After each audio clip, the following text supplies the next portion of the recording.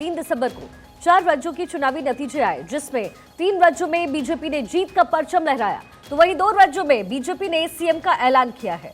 राजस्थान में आज शाम तक सीएम के नाम का ऐलान हो सकता है, लेकिन इन नतीजों से एक बात तो साफ है, स्पष्ट है कि बीजेपी के सामने अभी विपक्ष की रणनीति और तैयारी का कद बहुत छोटा है। 2014 चुनाव में बामुश्किल 5 महीनों का वक्त बचा है और इस बात में कोई शक नहीं कि इन राज्यों के नतीजों से जहां बीजेपी का मोरल बूस्ट हुआ, तो वहीं विपक्ष को नए सिरे से सोचने की जरूरत है। इस बार 5 राज्यों के चुनाव में यह देखा कि जनता ने कांग्रेस को जीत नहीं दिलाई, लेकिन पूरी तरीके से कांग्रेस को खत्म होने से भी बचा लिया। कांग्रेस 5 में से 4 राज्यों में चुनाव हार गई। कांग्रेस को सिर्फ तेलंगाना में ही जीत मिली। नया राज्य बनने के बाद हुए तीसरे चुनाव में पहली बार कांग्रेस जीती और पूर्ण बहुमत की सरकार बनाई। कांग्रेस हिंदी पट्टी के तीनों राज्य और एक पूर्वोत्तर के राज्य में चुनाव हार गई। हिंदी पट्टी के राज्यों में भाजपा को कांग्रेस से 50 लाख ज्यादा वोट मिले और फिर भी मिजोरम छोड़कर बाकी चारों राज्यों में कांग्रेस को 40% के करीब वोट मिले हैं।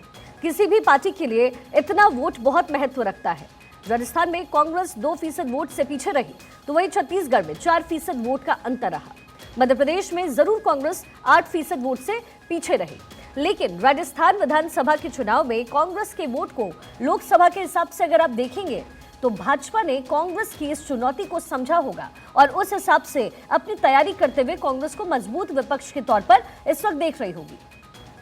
अब इन आंकड़ों का एक नुकसान कांग्रेस को हुआ है। जो विपक्षी पार्टियां तलवार लेकर के खड़ी थी, उनको लगा कि कांग्रेस अब धीरे धीरे खत्म हो रही है। अगर कांग्रेस को 2 या 3 राज्यों में जीत मिल गई होती, तो कांग्रेस के नेता विपक्षी पार्टियों पर दबाव बनाते, लेकिन ऐसा हुआ नहीं।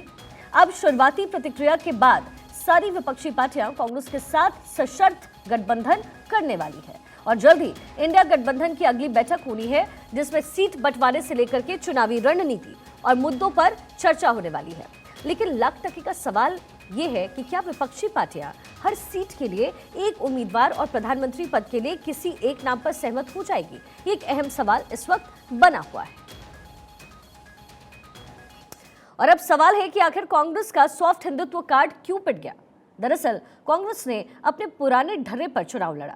कांग्रेस मुख्यालय ने भूपेश बघेल, अशोक गहलोत, कमलनाथ को चुनाव लड़ने का ठेका दिया। इन नेताओं ने फिर से सर्वे मार्केटिंग कंपनियों को ठेका दिया। नरेंद्र मोदी और अरविंद केजरीवाल की गारंटियों की नकल पर ये गारंटियां इनकी तरफ से बनाई गई। राहुल गांधी ने पिछड़ों की राजनीति, जाति जनगणना के एक जुमले से कांग्रेस की आत्मघाती एक आइडेंटिटी बनाई। आत्मविश्वास पाला कि इसके बूते कांग्रेस अकेले चुनाव जीत लेगी, लेकिन अंत में नतीजा क्या रहा? कांग्रेस चारों खाने चित हो गई। न कांग्रेस को समझ आ रहा है और न इंडिया अलायंस को कि आगे लोकसभा चुनाव आखिर लड़ा जाए तो फिर लड़ा कैसे जाए। विपक्ष के लिए ये मौका नतीजा समझने का है। हार को ईवीएम के मत्थे मढ़ना बिल्कुल बेकार सी बात है। भाजपा वर्सेस विपक्ष की ग्राउंड राजनीति, प्रबंधन, तैयारियों में बहुत ज्यादा फर्क है और सभी मानते रहे हैं कि भूपेश बघेल या मध्य प्रदेश में कमलनाथ हनुमान मंदिर बाबाओं को पटाने या फिर राम वनागमन पक्ष पे आदि पे जो सॉफ्ट हिंदुत्व की राजनीति है वो कर रहे हैं। छत्तीसगढ़ में सांप्रदायिक हिंसा में एक हिंदू की मौत हो गई। बीजेपी ने जिनके पिता को पार्टी में शामिल किया, इतना ही नहीं, उन्हें चुनाव में उम्मीदवार बनाया। और ऐसे ही बस्तर के आदिवासी इलाके में धर्मांतरण की चिंगारियों राजधानी रायपुर में मुस्लिम मेयर के हवाले तुष्टीकरण की धारणाएं बनी हुई थी। मोदी और शाह की कोर चुनावी रणनीति का नतीजा है कि बीजेपी के लिए जात पात, ओबीसी, महंगाई, बेरोजगारी सबसे पार पाना बीजेपी चुनाव मशीनरी के लिए एक मामूली बात है। लेकिन राफेल और अडानी विवाद से विपक्ष थोड़ी मजबूत होती नजर आई, लेकिन दोनों ही मसलों पर मोदी और शाह की कूटनीति के सामने विपक्ष पूरी तरीके से समझ नहीं बना पाई। राहुल गांधी भी भारत यात्रा, जाति जनगणना जैसी सलाह से भ्रष्टाचार के मसले को छोड़ बैठे। लेकिन ऐसे में विपक्ष के बाकी नेताओं की मजबूरी है कि कई नेता ईडी, सीबीआई से इस वक्त घिरे हुए हैं। बहरहाल विधानसभा चुनाव के सेमीफाइनल के बाद विपक्ष के लिए सोचने का मौका है कि न तो किसी एक पार्टी के बूते भाजपा को हराना संभव है और न पुराने मुद्दे से चुनाव भी लड़ा जा सकता है। फिलहाल साबित हो चुका है कि नरेंद्र मोदी की इमेज के आगे विपक्ष मुद्दे और नैरेटिव के मामले में बिल्कुल अंधकार में इस वक्त डूबी हुई है। हालात कुछ ऐसे हैं कि इंडिया अलायंस में फिलहाल चिंता है कि इंडिया गठबंधन में शामिल जो पार्टियां हैं उसमें पहले सीटों का बंटवारा हो। लेकिन एक बात यहां भी साफ है कि असल में तब तक कुछ नहीं हो सकता जब तक सभी विपक्षी दल एक साथ एक मुद्दे पर इकट्ठे नहीं हो जाते हैं। अब सवाल है कि आखिर कांग्रेस को ऐसा क्या करना होगा जिससे मोदी और शाह की जो रणनीति है, जो चुनावी मैनेजमेंट है, उसको मात दिया जा सके। ऐसा क्या फैक्टर है, ये समझना बहुत ज्यादा जरूरी है। 20 दिसंबर को प्रधानमंत्री मोदी से मुलाकात होने वाली है और देखिए क्या उस समय इस पर निर्णय होगा, क्योंकि बहुत जरूरी है कि जो तमाम पार्टियां इंडिया अलायंस में हैं वो एकजुट हो जाए। हम इससे पहले बात कर रहे थे इंडिया अलायंस की। देखिए इंडिया अलायंस में सबसे बड़ी दिक्कत ये है सीट शेयरिंग को लेकर। कांग्रेस इससे पहले कहीं ना कहीं आश्वस्त थी। चुनाव से पहले उन्हें लग रहा था कि कुछ राज्यों में उन्हें जीत मिलेगी, लेकिन हुआ ऐसा नहीं। हार मिली है, सिर्फ एक राज्य में कांग्रेस को जीत मिली। यानी जो फॉर्मूले के साथ कांग्रेस काम कर रही थी वो थी सीट शेयरिंग पर डील करना। अब विपक्ष, जो उनके साथ के जो तमाम दल जुड़े हुए हैं, वो अब इस पूरे मुद्दे पर डील करेंगे, यानी कि सीट शेयरिंग को लेकर। अब ऐसे में सवाल है कि आखिर कांग्रेस को ऐसा क्या करना होगा जिससे मोदी और शाह की जो रणनीति है, जो चुनावी मैनेजमेंट है, उसको मात दी जा सके।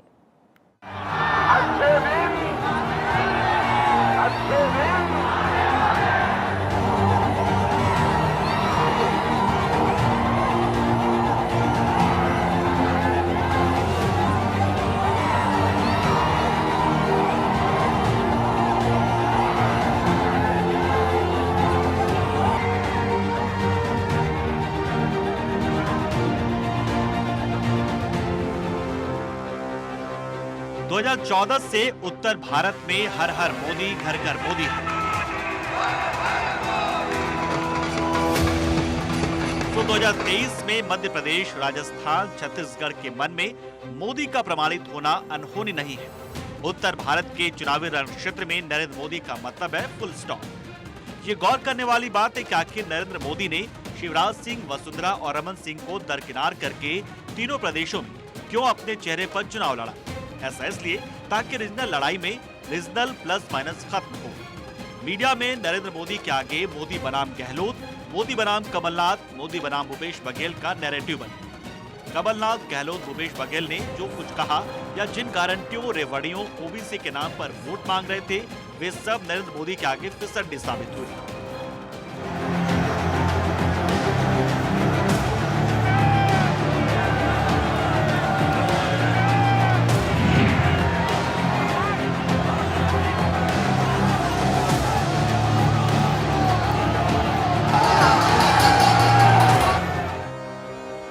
2018 के मध्य प्रदेश, राजस्थान, छत्तीसगढ़ चुनाव में ऐसा नहीं था, मगर 2023 के चुनाव को नरेंद्र मोदी, अमित शाह ने 4 महीने बाद होने वाले लोकसभा चुनाव का रिहर्सल बना दिया। उन्होंने नतीजों से ये जान लिया कि लोकसभा चुनाव में उत्तर भारत की जमीन पर क्या केमिस्ट्री होगी और क्या करना। आंकड़े बता रहे हैं कि राजस्थान में कांग्रेस सिर्फ 3% वोटों से पीछे रही और ऐसा हुआ अन्य पार्टियों, निर्दलियों को मिले 19% वोट से।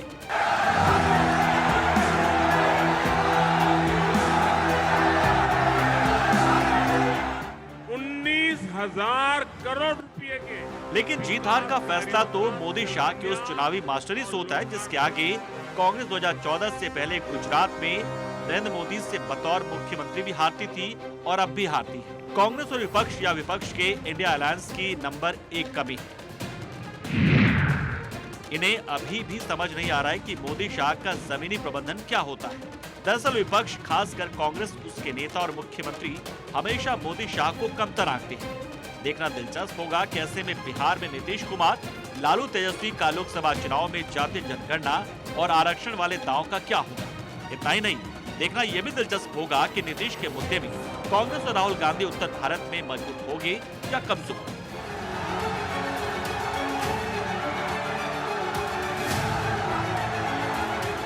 पूरा राजस्थान, पूरा मेवाड़ क्या सोच रहा है, ये आज यहाँ चित्तौड़गढ़ में साफ साफ दिखाई देता है। ऐसा माना जाता है कि ब्राह्मण, बनिया, राजपूत समेत उत्तर भारत की फॉरवर्ड जातियां भाजपा, संघ परिवार और नरेंद्र मोदी की नंबर 1 संवाहक प्रचारक है। इसलिए उत्तर भारत में कांग्रेस को मजबूत होने के लिए एक फॉरवर्ड वोट बैंक में सेंध लगाना ही होगा। बीजेपी की पहले लिस्ट जारी होने के बाद भी कांग्रेस को बीजेपी की रणनीति समझ नहीं आई। कांग्रेस की मजबूत सीटों पर सांसदों को चुनाव लड़ाने के ऐलान से साफ हो गया था कि मोदी और शाह चुनाव में पूरा दम लगाने वाले हैं। लेकिन शायद इस बात को कमलनाथ, अशोक गहलोत, भूपेश बघेल और कांग्रेस ने बहुत गंभीरता से नहीं लिया। कांग्रेस को लग रहा था कि शिवराज के खिलाफ माहौल और रेवड़ियों से काम बन जाएगा। जाहिर है कांग्रेस के 2 मुख्यमंत्रियों और 2 पूर्व मुख्यमंत्रियों ने और पार्टी ने एक ही अंदाज में चुनाव लड़ा। भाजपा की नकल करते हुए कर्नाटक से प्रेरित होकर इन्होंने चुनाव प्रबंधन और सर्वे की प्राइवेट कंपनियों को हायर किया। ब्लॉक, जिला, प्रदेश संगठन की बजाय इन सर्वे रिपोर्टों से अपने उम्मीदवार तय किए या कैंपेन बनवाए। मतलब कांग्रेस में कोई अंतर नहीं कर पाया कि मोदी शाह टीम आर पार की लड़ाई बना रही है तो विपक्ष की अन्य पार्टियों को साथ लेकर मोर्चा बना। नैरेटिव को, कैंपेन थीम को रेवड़ियों की जगह राष्ट्रीय आर्थिक मुद्दों पर ले जाया जाए जिनसे केंद्र सरकार घिरती है। ये सच है कि भाजपा ने केंद्रीय संगठन मोदी के चेहरे पर चुनाव लड़ा, जबकि कांग्रेस ने चुनाव ना तो एआईसीसी लेवल पर लड़ा और ना उसकी प्रदेश या जिला कमेटियों ने लड़ा।